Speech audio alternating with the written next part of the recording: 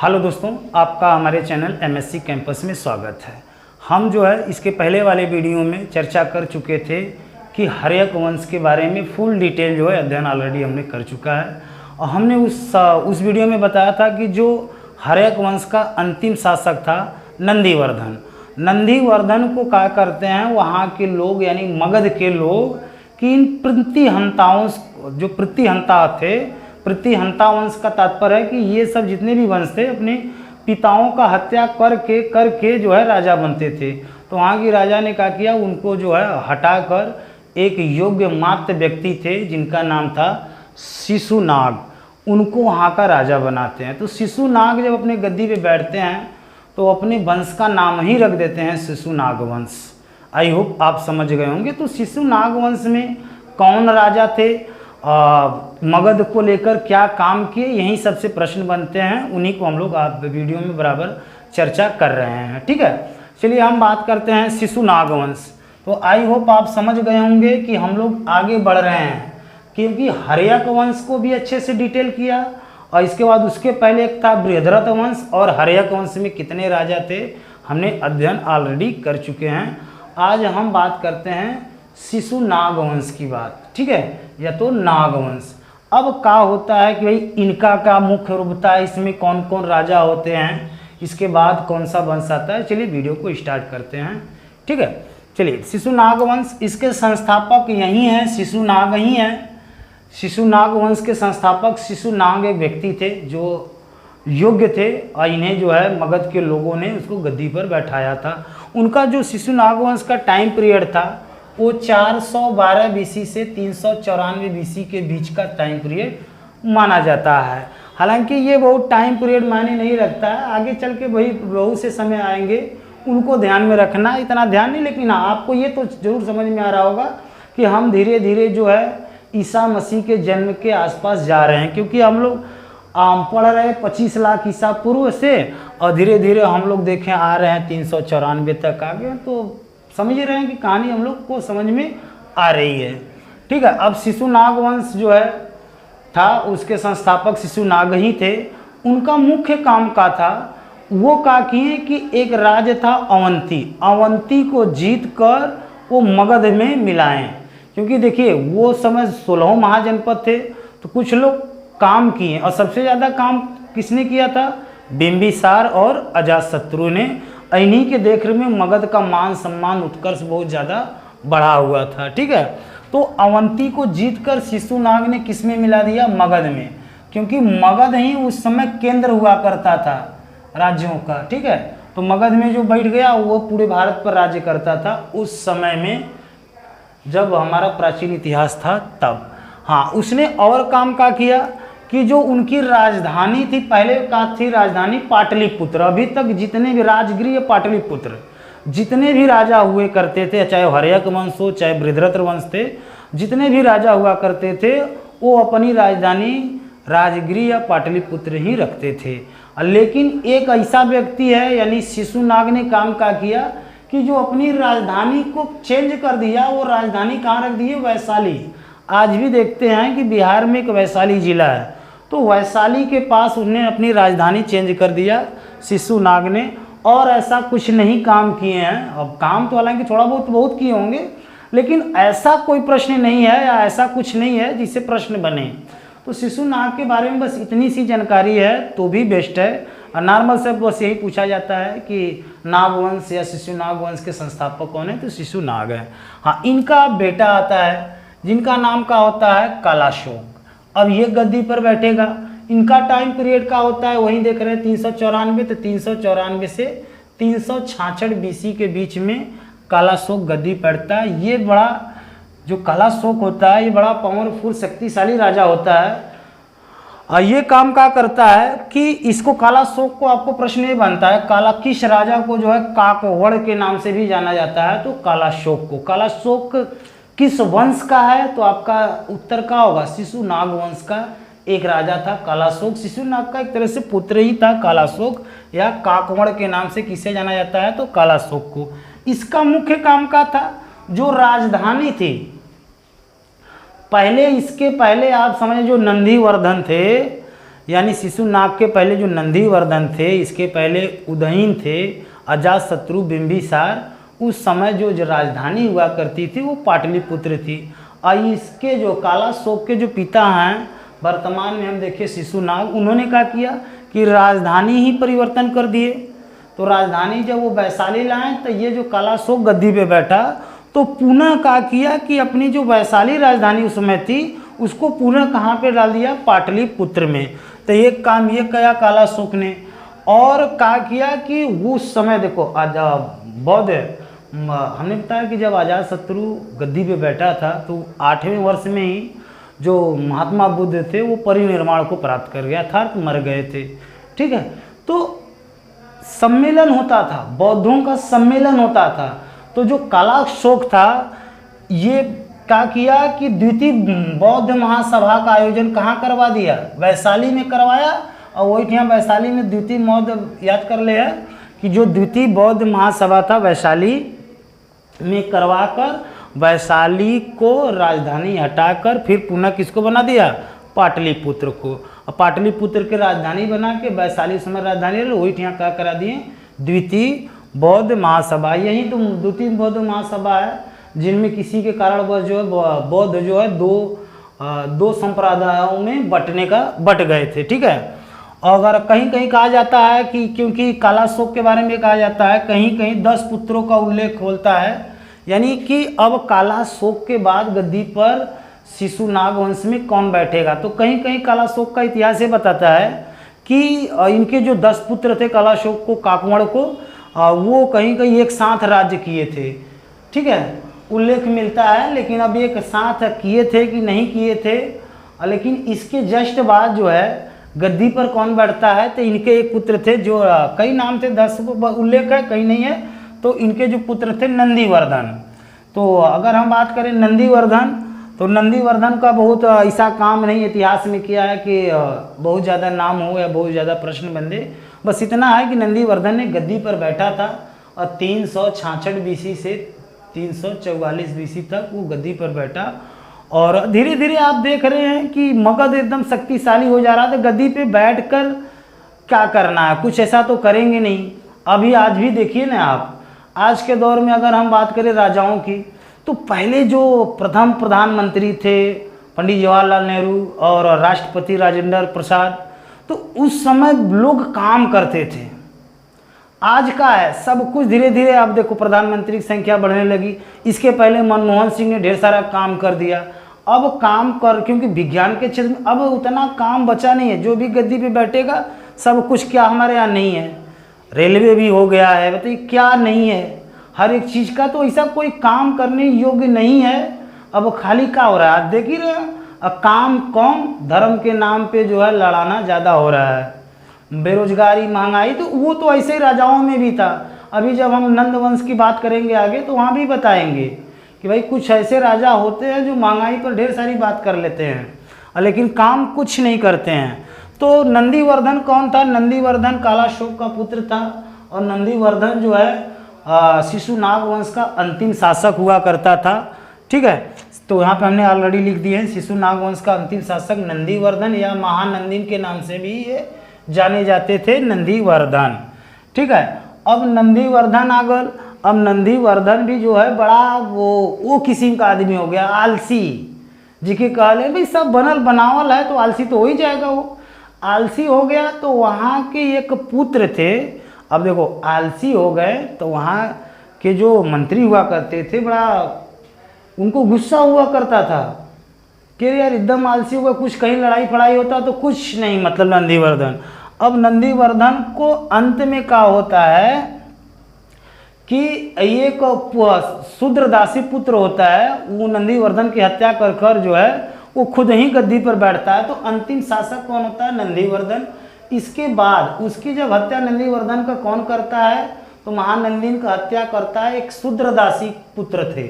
अब देखा, अभी तक जब तक हम वैदिक सभ्यता पढ़ाए उनमें हमने कहा बताया कि भाई बताओ सबसे टॉप 10 पे ब्राह्मण जाति को रखा जाता था, दूसरे नंबर पे क्षत्रिय, फिर वैश्य होते थे। वैश्य का तात्पर्य यहाँ पे ये होता है कि जो व्यापारी लोग होते थे उसको हम लोग वैश्य कहते थे। एक शूद्र होते थे, तीनों लोग की सेवा करने वाले। पहली बार गद्दी पर बैठेगा शूद्र, जिसको हम पहले बार बार कह रहे थे। शूद्र का मतलब वो लोग उस समय उसे चंडाल को बुलाते थे। उनको उपनयन संस्कार नहीं होता था, उनको शिक्षा का अधिकार नहीं होता था। अब यूँ समझो कि जब पहली बार कोई व्यक्ति बैठेगा गद्दी पर तो वो क्या करेगा। यही आज के दौर में भी हुआ है। पहली बार कोई ऐसा नेता गद्दी पर बैठा है जो धार्मिक बातें कर रहा है, केवल धर्म की बात कर रहा है। तो यही बताओ कि उस समय जब ये शूद्र दासी का पुत्र बैठेगा गद्दी पर तो उसे गुस्सा नहीं आएगा।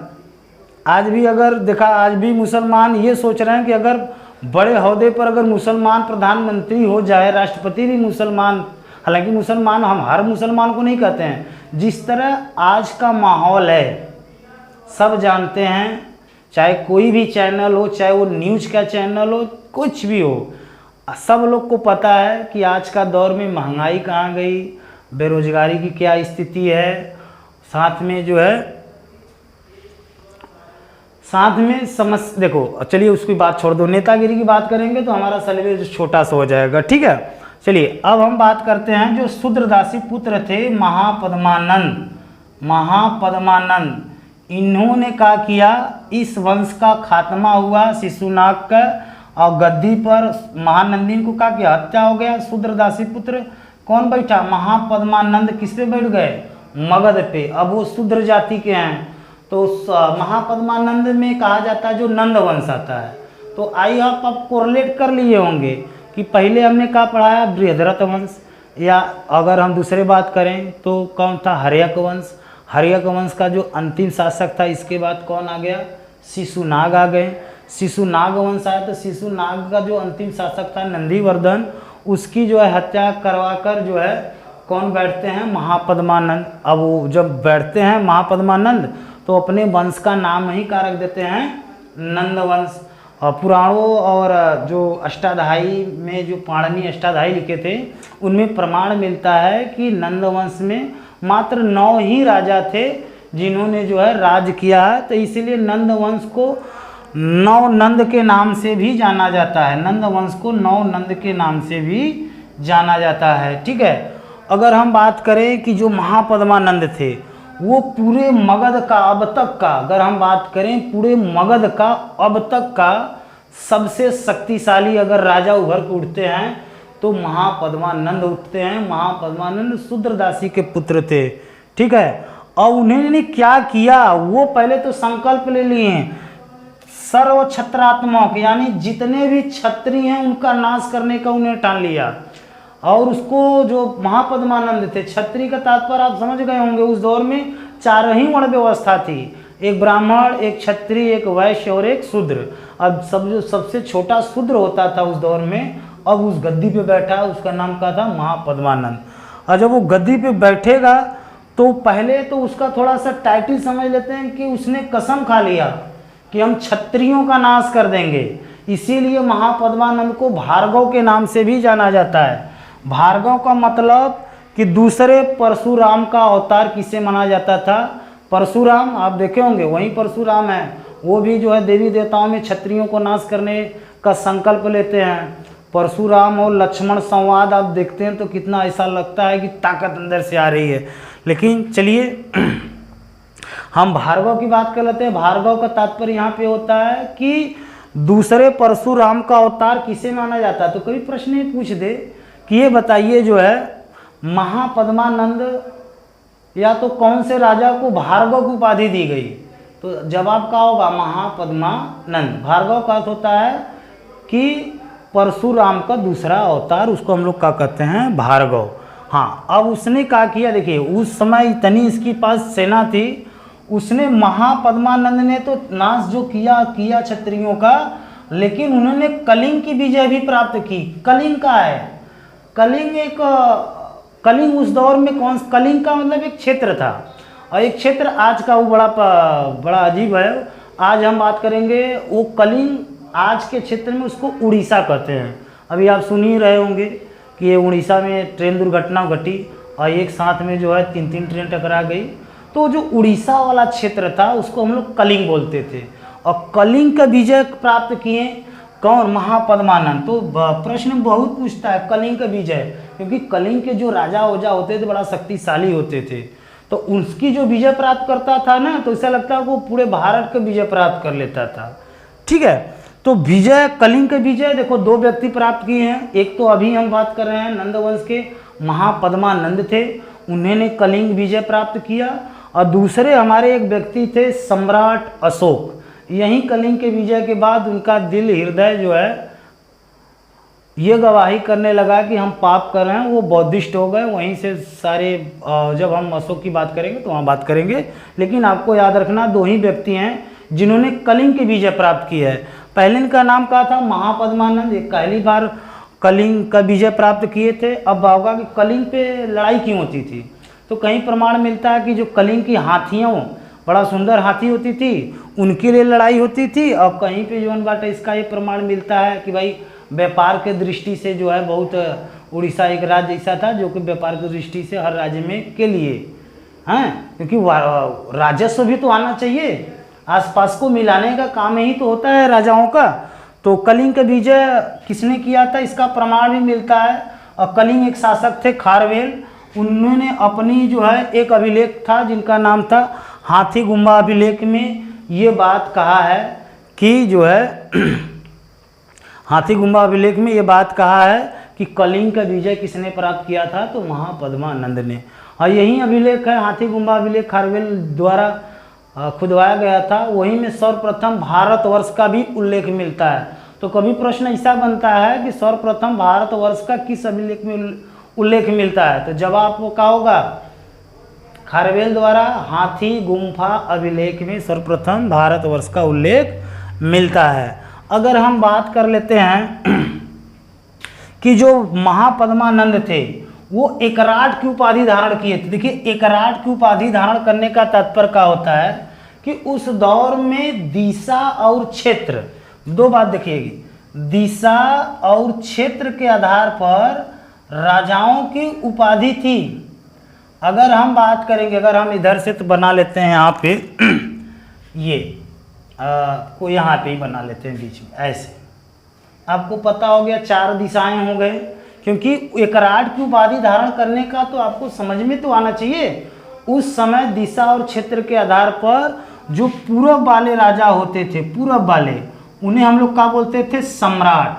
तो आपने सुना जिसके आगे सम्राट लग गया तो जान जाओ कि पूर्व वाले राजा होते थे, सम्राट अशोक। और जो पश्चिम वाले होते थे उन्हें हम लोग क्या बोलते थे? स्वराट। और जो एकदम उत्तर वाले होते थे, और दक्षिण वाले को सबको पता है कि को भोज बोला जाता था। दक्षिण वाले को क्या बोला जाता था? भोज।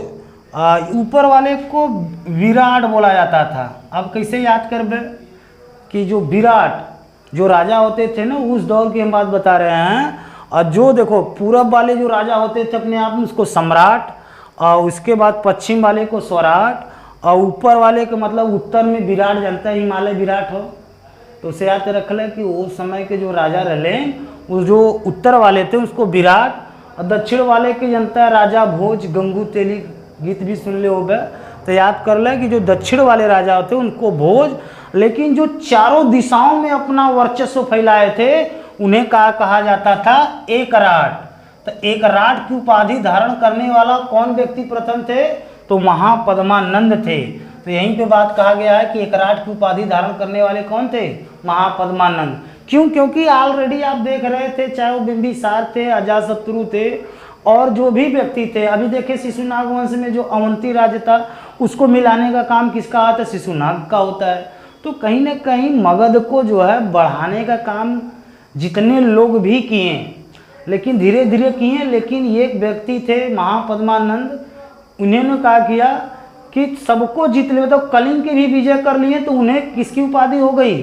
उनके एकराट की उपाधि धारण कर ली। एकराट का मतलब चारों दिशाओं में वर्चस्व फैलाने वाला, विजय प्राप्त करने वाले को हम लोग क्या कहते थे? एकराट। ठीक है, तो एकराट को उपाधि धारण करने वाले कौन थे? तो महापद्मानंद थे। आप आगे चल के देखबे, एक किताब थी पाणिनि द्वारा रचित थी, अष्टाध्यायी। अष्टाध्यायी कहीं ना कहीं व्याकरण की भी किताब है और कहीं कहीं इतिहास भी बताता है। अष्टाध्यायी में ये बताया गया है कि जो महापद्मानंद थे उनके पास एक विशाल सेना थी। देखा, जिसके पास विशाल सेना होगा वही तो एक विराट की उपाधि धारण करेगा। अब बताओ, सेना का थोड़ा सा उनके पाणनी के अनुसार जो है क्या बताया गया है कि बताओ, अश्वारोही 20,000 इकाई दाए सैकड़ा हजार 10,000 20,000 खाली घोड़ा पर जौन बा लड़े वाले सैनिक थे। हाँ, 2 लाख पैदल सेना, 2 लाख आदमी। राजा उस समय तो बम तो रहल नहीं कि पटक देला 2 लाख खत्म। उस समय लड़ाई जो चलती थी तो कई दिन तक चलती थी। 2 लाख सेना, वो पैदल सेना। और बतावा, कम से कम 2,000 के प्लस जौन बा 4 घोड़ों वाला रथ लड़ाई लड़े बदे, 3,000 से अधिक हाथी लेके जब महापद्मानंद की इतना जब विराट सेना थी तो कोई टक्कर लेगा? नहीं ले सकता। तो फिर इसके बाद उस समय फिर अभी ये 9 वंश है तो महापद्मानंद का तो ऐसा आएंगी, अमर तो हो नहीं गए विराट की उपाधि धारण करके, ये भी मरेंगे। मरते मरते जो है इस नंद वंश में 9 राजा होते थे और बीच के राजाओं का उल्लेख जो है मिलता भी है, नहीं भी मिलता है, लेकिन आपके लिए वो महत्वपूर्ण नहीं है, क्योंकि आप एक एक राजा का उल्लेख पढ़बा तो खाली प्राचीन इतिहास पढ़ने में तो 5 साल लग जाएगा। तो हम लोग परीक्षा की दृष्टि से पढ़ रहे हैं। और फिर परीक्षा की दृष्टि से अब हम बात करते हैं जो अंतिम राजा हुआ करता था नंद वंश में, उसका 9वां राजा, 9 ही राजा थे तो अंतिम राजा को या 9वां राजा नंद वंश में कौन था? घनानंद था। अब घनानंद ने क्या किया? देखो, घना चंद्रगुप्त मौर्य, यहाँ से सीरियल भी आप लोग देखे होंगे। चंद्रगुप्त मौर्य जो है, घनानंद ने क्या किया? उस राज्य में जो कर था, टैक्स, इतना अधिक बढ़ा दिया कि लोगों में जो है बड़ी समस्या हो गई, बड़ी महंगाई, बड़ा अत्याचार होने लगा कर को लेकर। आज भी देखत है हम, हालांकि ये नहीं कि देखो, टीचर लोग जो होते हैं, अध्यापक जो होते हैं, वो हमेशा सरकार के विपक्ष में ही होंगे। ये आप थोड़ा सा कोरिलेट करिए। और कुछ लोग होंगे जिनके पास ये वीडियो जाएगा तो उन्हें लगेगा कि आप जो है बार बार जो है सरकार को ही घेर लेते हैं। तो हम लोग विपक्ष में हैं। आज भी देखा, जीएसटी, महंगाई कहाँ लेके जाते हो। तो वो दौर में घनानंद हो गए थे, एक नंद वंश के राजा थे घनानंद। उन्होंने भी क्या किया कि इतना ज़्यादा टैक्स बढ़ा दिए, कर लेना स्टार्ट किए कि जनता त्रस्त हो गई। और ये काम का किए जो घनानंद थे, और यहीं के जो प्रधानमंत्री वो थे चाणक्य। घनानंद के दरबार में ही जो है मंत्री हुआ करते थे चाणक्य। और चाणक्य को ये अपमान कर दिया घनानंद। और चाणक्य का कर लें, अपन जो चुंडी रखे थे उसको बांध लिए कि अब जब तक तुम्हारे सबकुल नष्ट नहीं कर देंगे, तुम्हारा ये नंद वंश ही नष्ट नहीं कर देंगे, तुम्हारी खानदान को ही ख़त्म कर देंगे, तब तक जो है हम नहीं जाएंगे। तो वैसे ही जौन बाटा जब दरबार से बाहर निकाल कर, भाई राजा कहाँ रहे वहाँ पे, भाई जब भी राजा कहाँ रहता, राजधानी में, पाटलिपुत्र, गया, वैशाली, मगध, सब बिहार हल। वहीं बिहार से जब विंध्य के पहाड़ियों तर गए तो 1,000 पौड़ उस समय मुद्रा के काम करते रहे। 1,000 पौड़ से एक व्यक्ति खरीदे, एक छोटा सा बालक था, एक खेल खेल रहा था, उसको वहाँ से खरीद कर उसको कहाँ लेके गए? तक्षशिला।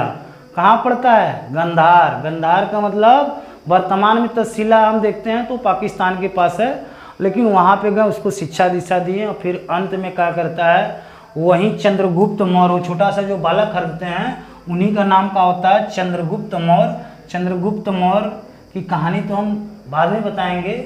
और घनानंद की वो हत्या कर कर गद्दी पर कौन बैठ जाता है? चंद्रगुप्त मौर्य। और वहाँ से स्टार्ट होता है मौर्य वंश, क्योंकि चंद्रगुप्त मौर्य अब गद्दी बैठेगा तो अपने वंश का नाम ही क्या रख देगा? मौर्य वंश।